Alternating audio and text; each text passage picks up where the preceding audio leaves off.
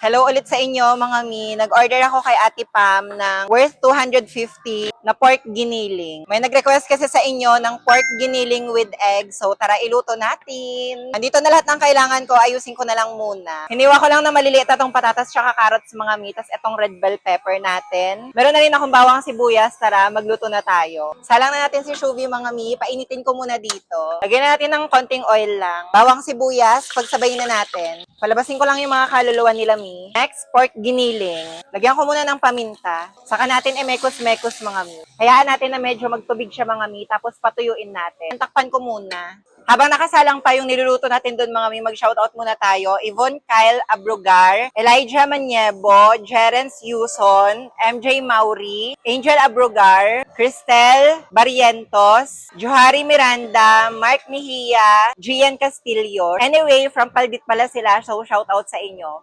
Binalikan ko lang to mga mi, lumabas na yung sarili niyang mantika. Lagay na natin tong tomato paste.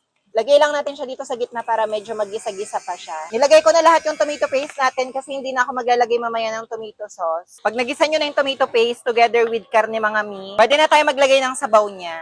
Maglagay na rin ako ng mga unang panimpla. Konting toyo lang mga mi. Tansya-tansya na lang kayo ha. Betchin, sugar mga mi. Dagdagan ko ng paminta. Okay na to mga mi. Mamaya na lang ako magpa-final timpla. Halo-haluin ko muna.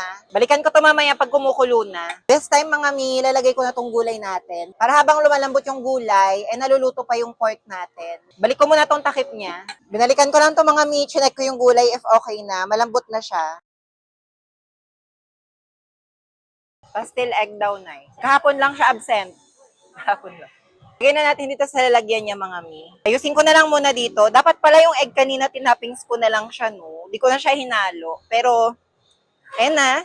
Nangyari na. Charis. Okay na to. Magtatakal na ako ng mga nagpa-reserve mga mi. Lagay ko muna dito kasama nung gulay na niluto ko kanina. Naggata lang ako na papaya mga mi. Ginawan ko to ng video. Kung di mo pa napapanood, check mo na lang dyan. Yun lang mga mi. Thank you sa panonood. Bye!